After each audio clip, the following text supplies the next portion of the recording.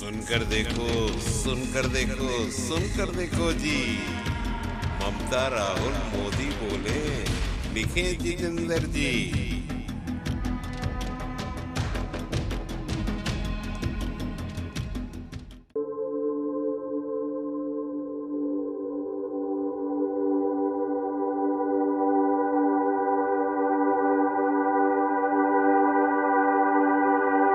मंत्री भी थे, उन्हें एक फर्जी केस में केंद्र सरकार ने गिरफ्तार कर लिया था।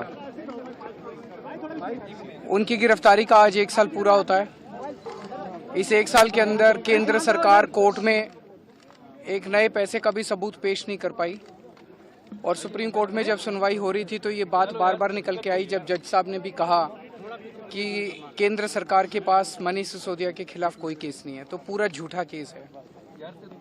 मनीष सिसोदिया जी ने 75 साल के बाद, 75 साल में गरीबों की शिक्षा प्रणाली इतनी खराब हो गई थी, सरकारी स्कूलों का बुरा हाल था।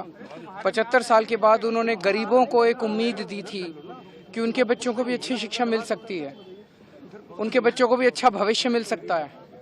मनीष सिसोदिया जी ने गरीबों के बच्चों को सपने देखने का अधिकार दिया था। ऐसे व्यक्ति को झूठे केस में फंसाकर आज 1 साल से जेल में डाला हुआ है।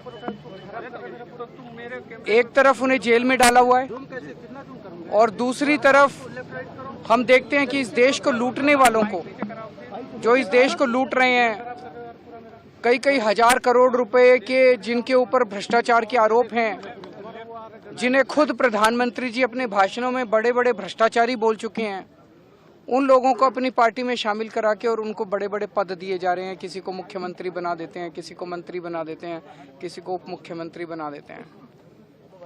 तो एक वो कहावत है कि रामचंद्र कह गए सिया से, ऐसा कलयुग आएगा, हंस चुनेगा दाना दुनका, कौवा मोती खाएगा। आज वही हाल हमारे देश का हो गया है, जिसमें इस देश की तरक्की करने वाले लोगों को पकड़ पकड़ के जेल में डाला जा रहा है। इस देश का विकास, इस देश के गरीबों की चिंता करने वाले लोगों को, भविष्य देने वाले लोगों को पकड़ पकड़ के जेल में डाला जा रहा है और इस देश के लूटने वाले सत्ता का सुख भोग रहे हैं। आज हम दुख नहीं मना रहे मनीष जी का, वो हमारे लिए प्रेरणा है। आज अगर मनीष जी बीजेपी ज्वाइन कर लेते तो उनके ऊपर से सारे केस खत्म कर दिए जाते, लेकिन उन्होंने सच्चाई का रास्ता नहीं छोड़ा, उन्होंने सच्चाई का पथ नहीं छोड़ा। उन्होंने तय कर लिया है कि चाहे जितनी मर्जी मुसीबतें आए, मैं सच्चाई के रास्ते पे रहूंगा। चाहे जितने साल जेल में डाले रखे, मैं सच्चाई पे रहूंगा, क्योंकि मैंने कोई गलत काम नहीं किया। तो हम उनसे प्रेरणा लेते हैं। आम आदमी पार्टी क्या, पूरे देश का एक एक व्यक्ति जो इस देश से प्यार करता है, जो देशभक्त है, जो चाहता है कि देश आगे बढ़े, वो व्यक्ति मनीष जी को अपनी प्रेरणा मानता है। हम मनीष जी को सलाम करते हैं।